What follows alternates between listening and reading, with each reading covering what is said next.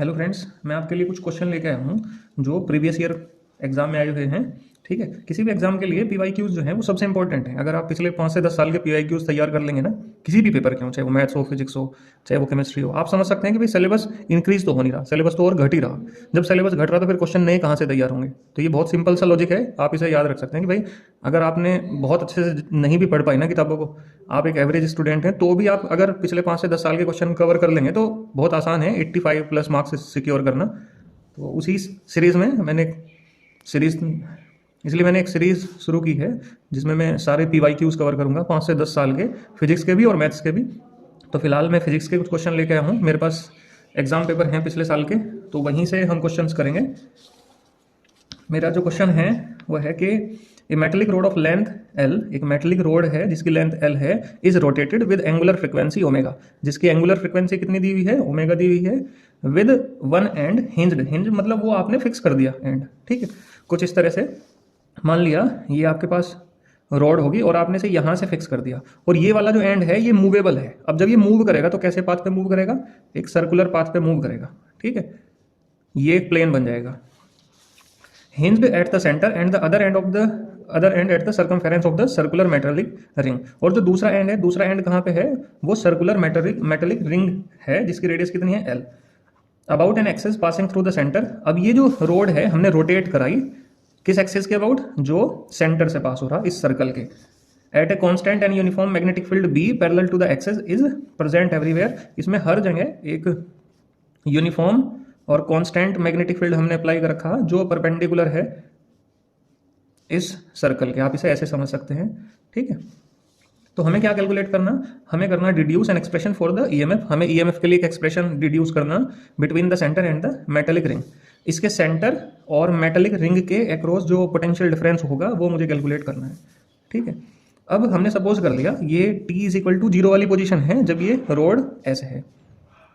तो इसके सॉल्यूशन में हम क्या करेंगे, कभी भी आप सॉल्यूशन करें ना तो तरीके का ध्यान रखें। आपको गिवन क्या है सबसे पहले वो लिखें।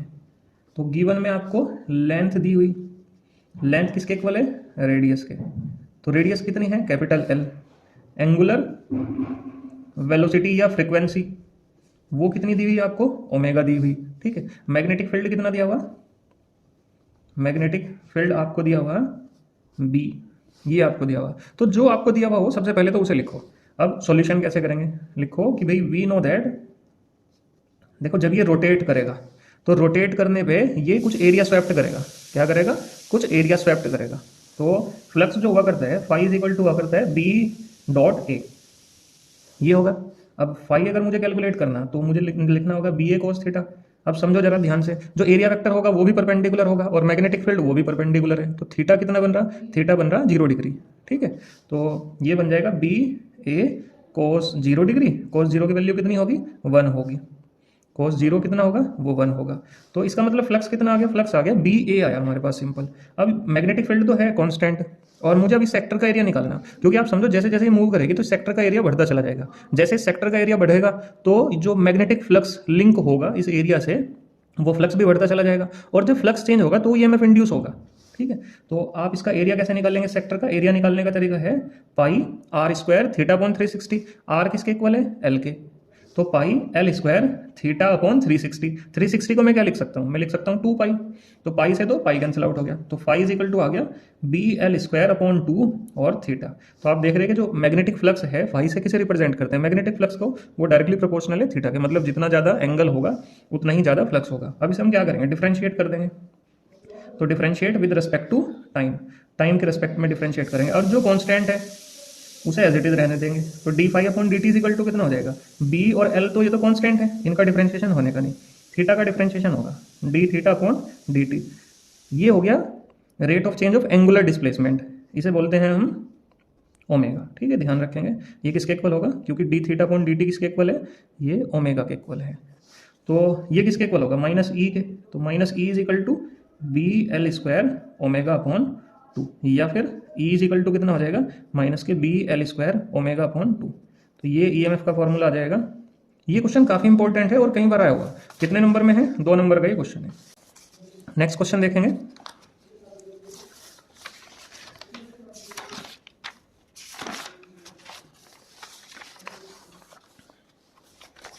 नेक्स्ट क्वेश्चन है वो एलसीआर सर्किट से क्वेश्चन है हमारा। इसमें दे रखा कि आपके पास एक एलसीआर सर्किट है, सीरीज एलसीआर सर्किट, ठीक है, सीरीज एलसीआर सर्किट है जिसमें आपको एल, सी और आर तीनों की वैल्यू दे रखी, और जो आपको सोर्स दिया हुआ ये सोर्स, इसकी पीक वोल्टेज जो है, पीक मतलब मैक्सिमम वोल्टेज, वो 240 वोल्ट है, ठीक है, ध्यान रखेंगे आप। तो अब इसमें क्या क्या कैलकुलेट करना, एक तो कैलकुलेट करना आपको angular frequency of the source, source की एंगुलर फ्रिक्वेंसी निकालनी कब, रेजोनेंस पे। तो जो गिवन है वो आपने लिख लिया। अब जब सॉल्यूशन करेंगे तो सॉल्यूशन करेंगे कैसे, सॉल्यूशन करेंगे एट रेजोनेंस, रेजोनेंस के ऊपर, रेजोनेंस बोलते किसे हैं हम, रेजोनेंस बोलते हैं जब एक्सएल किसके इक्वल होगा, एक्स सी के इक्वल होगा, ठीक है। एक्सएल, एक्सएल किसके, एक्सएल क्या है, एक्सएल है इंडक्टिव रिएक्टेंस, मतलब इंडक्टर कॉइल की वजह से जो रेजिस्टेंस होगी उसे बोलते हैं हम एक्सएल। और ये एक्ससी क्या है, एक्ससी है कैपेसिटर की वजह से जो रेजिस्टेंस हुआ करती है उसे हम बोलते हैं कैपेसिटिव रिएक्टेंस, ठीक है। तो ये जो एक्सएल है ये तो है इंडक्टिव रिएक्टेंस, मतलब जब इंडक्टर रेजिस्टेंस क्रिएट करेगा तो एक्चुअल में वो रेजिस्टेंस नहीं, वो रिएक्ट करता है रेजिस्टेंस की तरह, तो इस वजह से बोलते हैं हम इसे इंडक्टिव रिएक्टेंस। इसकी वैल्यू हुआ करती है ओमेगा एल, एक्ससी की वैल्यू हुआ करती है ओमेगा सी, सॉरी 1/ओमेगा सी। तो ये जो 1/ओमेगा सी है ये इधर मल्टीप्लाई में चला जाएगा, तो ये ओमेगा स्क्वायर इजिकल टू हो जाएगा, मैं इसे दोबारा काट के लिख दूँ 1/ओमेगा सी, ओमेगा इधर मल्टीप्लाई में जाएगा, ओमेगा स्क्वायर बन जाएगा और 1/LC। तो ओमेगा की वैल्यू अगर मैं निकालूंगा तो वो बनेगा 1/√LC, ठीक है, ये आ जाएगा, ये हो जाएगी। अगर आप फ्रिक्वेंसी कैलकुलेट करना चाह रहे हैं तो आप ओमेगा को लिख सकते हैं 2πf, 2πf is equal to 1/√LC। F की वैल्यू कितनी हो जाएगी, ये हो जाएगी 1/2π√LC, ठीक है, ये आप फ्रिक्वेंसी निकाल सकते हैं। नेक्स्ट पार्ट क्या है, current at the resonating frequency. अच्छा एक बात समझो, ये तो पार्ट फर्स्ट हो गया। सेकंड पार्ट में आपको क्या निकालना है, करंट। करंट निकालने का तरीका है I is equal to EMF। EMF कितना है इसका, EMF है ये जो आपको दे रखा कितना 240 वोल्ट, V/Z, Z मतलब इम्पीडेंस, Z हुआ करता है R² plus XL minus XC का होल स्क्वायर का रूट। अब समझो एट रेजोनेंस, रेजोनेंस पे होगा क्या, रेजोनेंस पे एक्सएल किसके इक्वल होगा, एक्स सी के इक्वल होगा, तो इसका मतलब ये वाला फैक्टर तो कितना हो गया, 0 हो गया, बचा क्या आर, इसका मतलब जेड किसके इक्वल होगा, आर के। तो अगर आप आई की वैल्यू निकालना चाह रहे हैं तो सिंपली जो ईएमएफ है सोर्स का वो कितना दे रखा है 240 वोल्ट मैक्सिमम, तो ये पीक वैल्यू है, ये भी ध्यान रखना कौन सी है ये, पीक वैल्यू। अगर आपको आरएमएस वैल्यू कही जाए तो आरएमएस वैल्यू निकालने का फिर तरीका अलग रहेगा। तो V/R, V कितना है 240 और रेजिस्टेंस कितनी है, रेजिस्टेंस है 40, तो कितना आ जाएगा ये 6 एम्पियर। इस तरह से आप क्या निकाल सकते हैं, करंट निकाल सकते हैं। नेक्स्ट क्वेश्चन है कि right an expression for the magnetic movement. Magnetic movement के लिए हम एक्सप्रेशन लिखना, एक प्लेनर स्क्वायर लूप है, स्क्वायर है और साइड उसकी कितनी है L, और उसके अंदर से करंट कितना चल रहा, I करंट चल रहा है, और वेक्टर फॉर्म के अंदर लिखना। देखो इसका सॉल्यूशन कैसे करेंगे, ये 21st क्वेश्चन है। तो मैग्नेटिक मूवमेंट जो है आप ध्यान रखेंगे, मैग्नेटिक मूवमेंट डायरेक्टली प्रोपोर्शनल हुआ करते हैं एरिया के, ठीक है, एरिया वेक्टर के, और मैग्नेटिक मूवमेंट डायरेक्टली प्रोपोर्शनल हुआ करता है करंट के। और अगर आप इन दोनों फैक्टर को कंबाइन करोगे तो M डायरेक्टली प्रोपोर्शनल होगा किसके, I और A के। आप प्रोपोर्शनलिटी हटाएंगे तो एक कांस्टेंट आएगा K, और K की वैल्यू हुआ करती है 1 इन SI यूनिट। SI यूनिट के अंदर K की वैल्यू कितनी होगी, वो 1 होगी। तो आप M इज इक्वल टू लिख सकते हैं I A के। मैग्नेटिक मूवमेंट की वही डायरेक्शन होगी जो एरिया वेक्टर की डायरेक्शन होगी। If coil has n turns, अगर कॉइल के अंदर n टर्न्स हो, यहाँ तो हमने टर्न की बात नहीं करी, लेकिन अगर उसके अंदर n टर्न्स हो तो आप ऐसे लिखोगे M is equal to NIA, ठीक है, डायरेक्शन सेम वही रहने वाली जो किसकी होगी, एरिया वेक्टर की होगी। तो इस तरह से आप वेक्टर फॉर्म में भी लिख सकते हैं, बहुत आसान फॉर्मूला है। इसमें ही एक सेकंड क्वेश्चन भी दे रखा। अच्छा आप कभी भी ध्यान करेंगे फिजिक्स में ना, आपको एक अगर 3 नंबर में कोई क्वेश्चन है या 2 नंबर में कोई क्वेश्चन है तो बहुत कम चांसेस होंगे कि आपको एक ही क्वेश्चन में निपटारा हो जाएगा। वो जनरली क्या करेगा, 2 या 3 पार्ट उसमें जोड़ देगा एक नंबर के करके। तो अब इसमें एक क्वेश्चन का 1 नंबर का तो एक पार्ट ये दे दिया उसने, और 2 नंबर का एक पार्ट ये दे दिया। इसमें क्या दे रखा कि in the given figure this loop, ये जो ऊपर वाला लूप है, is placed in horizontal plane. जैसे ये हमारी ये रखेगी, नोटबुक रखेगी, इसी प्लेन में रख दिया से, हॉरिजॉन्टल प्लेन से मतलब वही है, near a long straight conductor. जैसे ये दिखा रखा ये कंडक्टर है, इसी के प्लेन में आपने ये रखा। Carrying steady current I1 at a distance L, इसके अंदर से करंट चल रहा है I1 और डिस्टेंस कितनी है L, यहाँ से डिस्टेंस L दे रखी। गिव रीजन, हमें रीजन बताना to explain that loop will experience a net force, मतलब लूप पे फोर्स तो लगेगी बट नो टॉर्क, टॉर्क नहीं लगने का। Right the expression for this force acting on the loop, और हमें ये भी बताना कि उस पर कितनी फोर्स लग रही होगी। तो सपोज ये मेरे पास वायर हो गया, इसके अंदर से करंट चल रहा है और ये लूप हो गया। तो ये तो हो गया इसका फर्स्ट पार्ट। अब इसका सेकंड पार्ट कैसे करेंगे हम, सेकंड पार्ट देखते हैं। तो ये हो गया आपके पास वायर जिसके अंदर से कितना करंट चल रहा है I1, और ये आपके पास हो गया लूप। तो आप समझो जरा, जब इसके अंदर से करंट चल रहा है तो इसके चारों तरफ एक मैग्नेटिक फील्ड भी होगा। अगर मैं उस मैग्नेटिक फील्ड की डायरेक्शन निकालूं तो निकालूंगा कैसे? सबसे पहले तो आप करंट की डायरेक्शन में अपना थंब करो और ये जो फिंगर्स हैं इन्हें नीचे की तरफ मोड़ दो, ठीक है। तो इसका मतलब मैग्नेटिक फील्ड जो होगा यहाँ पे वो डाउनवर्ड डायरेक्शन में होगा। कैसा होगा? डाउनवर्ड डायरेक्शन में। तो ये जो क्रॉस हैं ये डाउनवर्ड डायरेक्शन को रिप्रेजेंट करते हैं, और अगर ये डॉट होते हैं तो किसे रिप्रेजेंट करते हैं? अपवर्ड डायरेक्शन को। तो इसका मतलब मैग्नेटिक फील्ड कौन सी डायरेक्शन में है? मैग्नेटिक फील्ड है डाउनवर्ड डायरेक्शन में, ठीक। अब एक बात और भी है, हमने मैग्नेटिक फील्ड का फॉर्मूला पढ़ रखा। मैग्नेटिक फील्ड का फॉर्मूला क्या है? B इज इक्वल टू है mu naught upon 4 pi 2I upon r. R से मतलब है डिस्टेंस। आप ध्यान से देखो कि जितनी ज़्यादा डिस्टेंस होगी मैग्नेटिक फील्ड उतना ही कम होगा। इसका मतलब यहाँ डिस्टेंस कम है तो यहाँ मैग्नेटिक फील्ड ज़्यादा होगा, यहाँ डिस्टेंस ज़्यादा है तो मैग्नेटिक फील्ड कम होगा। अब आप क्या करेंगे? अब ना इन पे फोर्स निकालेंगे। इसमें करंट की डायरेक्शन भी आपको दे रखी, करंट की डायरेक्शन दे रखी ये वाली। तो अब आप इसे कैसे करेंगे कि भाई आप मान लेंगे कि 4 आपके पास करंट कैरिंग कंडक्टर हैं जिन्हें आपने किसके पास में रख दिया? इस आपने मैग्नेटिक फील्ड के अंदर रख दिया। इन पे फोर्स निकालेंगे। तो फोर्स निकालने का तरीका क्या है आपके पास? फोर्स निकालने का तरीका है IVL साइन थीटा, और लेफ्ट हैंड रूल से, फ्लेमिंग लेफ्ट हैंड रूल से आप डायरेक्शन निकालोगे। तो मैग्नेटिक फील्ड तो हो गया डाउनवर्ड डायरेक्शन में। इस वाले केस में क्या है कि करंट ऊपर की तरफ चल रहा है तो करंट चलेगा इधर, मतलब थोड़ा सा लगा लेना, अभी हाथ से बन नहीं रहा। तो इस तरह से कुछ होगा, मैग्नेटिक फील्ड इधर, करंट इधर, अरे यार हट, तो करंट इधर है, मैग्नेटिक फील्ड इधर है। आप फ्लेमिंग लेफ्ट हैंड रूल लगाएंगे तो आप देखेंगे कि इस पे तो फोर्स लगेगी इधर की तरफ। आप ना इसका नाम रख लो ABCD। तो AB पे तो फोर्स लगेगी इधर की तरफ, ये होगी FAB।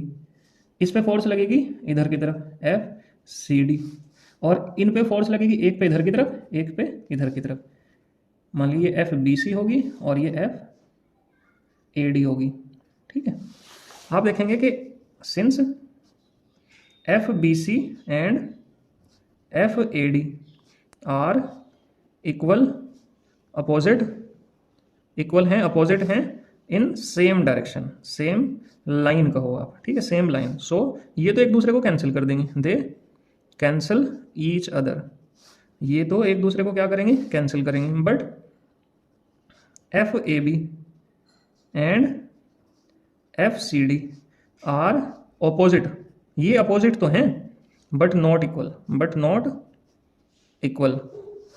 ये देखो, यहाँ मैग्नेटिक फील्ड ज़्यादा है तो यहाँ फोर्स ज़्यादा लगेगी, वहाँ मैग्नेटिक फील्ड कम है तो फोर्स कम लगेगी। इसका मतलब ये जो फोर्स होंगी ये अलग अलग होंगी, यहाँ फोर्स ज़्यादा होगी, यहाँ फोर्स कम होगी। तो आप पहले तो निकालेंगे किसकी वैल्यू? FAB की। तो FAB कैसे निकलेगा? I, इसके अंदर I करंट चल रहा है, B यहाँ पे इसका, ठीक है। तो आप इसे मैग्नेटिक फील्ड B1 कह दो, और लेंथ तो कितनी है इसकी? लेंथ तो L ही है, और साइन 90 डिग्री, एंगल कितने का है? 90 डिग्री का।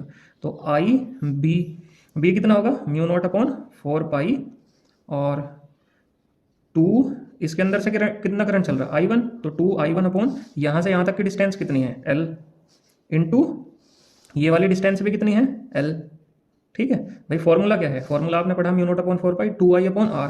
तो mu naught upon 4 pi 2I1, इसमें करंट कितना है? I1 अपॉन आर की जगह क्या आ जाएगा? L, और ये L तो ऑलरेडी है तो L से L कट जाएगा, बचेगा क्या? ये बचेगा म्यू नॉट अपॉन 2 पाई, 2 से 4 कट जाएगा और बन जाएगा I1, ठीक है। तो ये तो बन गया आपके पास किसकी वैल्यू? FAB की। इसी तरह से आप निकालेंगे किसकी वैल्यू? FCD की।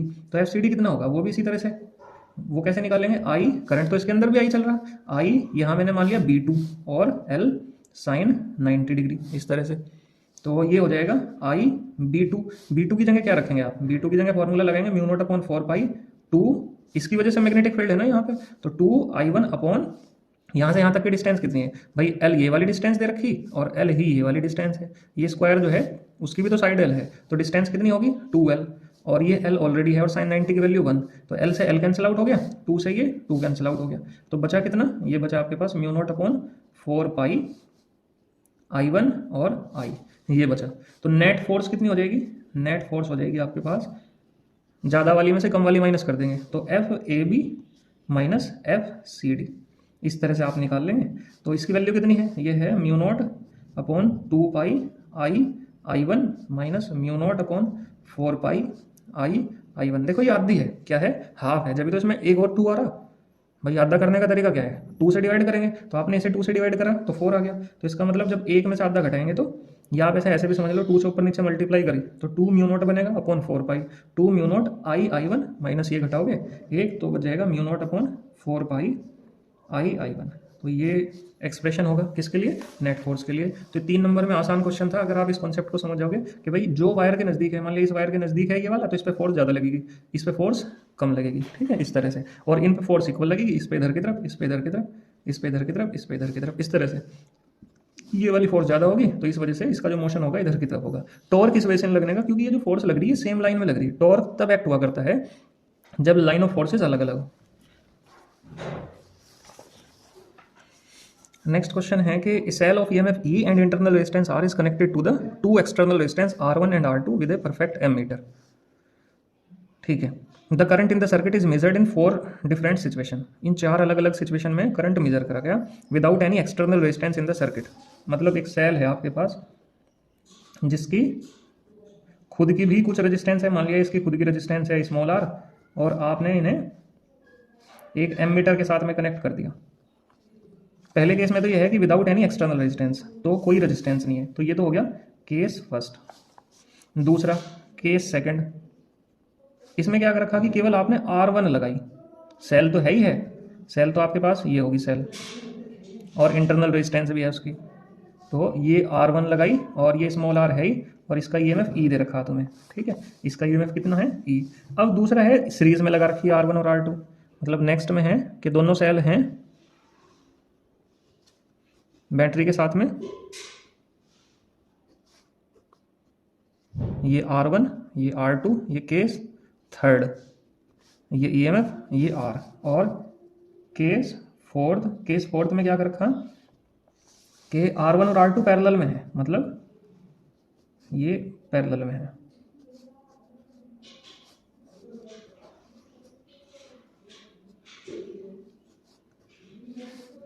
ये R1 ये R2 और ये EMF E और इंटरनल रेजिस्टेंस। आपको करंट की वैल्यू दे रखी है उसने, 4 वैल्यू दे रखी, 0.42 और 1.05, 1.4 एम्पियर और 4.2 एम्पियर। आपको इनकी मैचिंग करनी है कि कौन सा करंट कौन से उसमें होगा। आपको कोई डिटेल्स नहीं दे रखी R1 R2 और EMF की या इंटरनल रेजिस्टेंस की, बस आपको ये करंट दे रखा है और आपको मैचिंग करनी है कि कहाँ पे ये मैच होंगे। तो समझो जरा इसे कैसे करेंगे।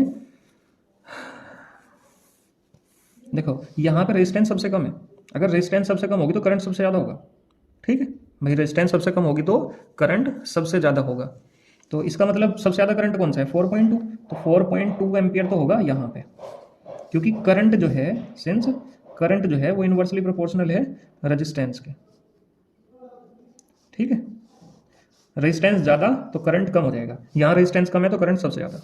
दूसरा, अब सबसे ज़्यादा रेजिस्टेंस कहाँ होगी, सबसे ज़्यादा रेजिस्टेंस यहाँ होगी, क्योंकि तीनों सीरीज में है, सीरीज में रेजिस्टेंस बढ़ती है, तो जब सबसे ज़्यादा रेजिस्टेंस यहाँ पे तो करंट सबसे कम यहाँ पे होगा, इसका मतलब 0.42 एम्पियर यहाँ पे होगा, ठीक। नेक्स्ट, अब ये 2 केस बचे, मतलब आपको समझना कि ये तो ऑलरेडी है, ये इसमें भी है इसमें भी है। अब आपको ये देखना कि R1 R2 जब आप पैरेलल में लगाओगे और R1 अकेला लगाओगे तो किसकी रेजिस्टेंस ज़्यादा होगी। देखो ध्यान रखना, पैरेलल ग्रुपिंग हमेशा रेजिस्टेंस घटाने का काम करती है, जो इनकी खुद की भी वैल्यू है ना उनसे भी कम रेजिस्टेंस होगी पैरेलल ग्रुपिंग में, तो इसका मतलब इस वाली ग्रुपिंग की रेजिस्टेंस इसके कंपैरिजन में कम होगी, इसके कंपैरिजन में कम होगी, तो ये तो आपने दोनों पहले ही यूज कर ली। अब बची ये और ये, किसकी रेजिस्टेंस कम है, इसकी रेजिस्टेंस कम है तो करंट यहाँ ज़्यादा चलेगा, तो यहाँ करंट होगा 1.4 एम्पियर, और बचा हुआ कौन सा 1.05, तो 1.05 यहाँ होगा, ठीक है। इस तरह से आप इस क्वेश्चन को टैकल कर सकते हैं, सिंपल लॉजिकल क्वेश्चन है और ज़्यादा कुछ नहीं है इसमें।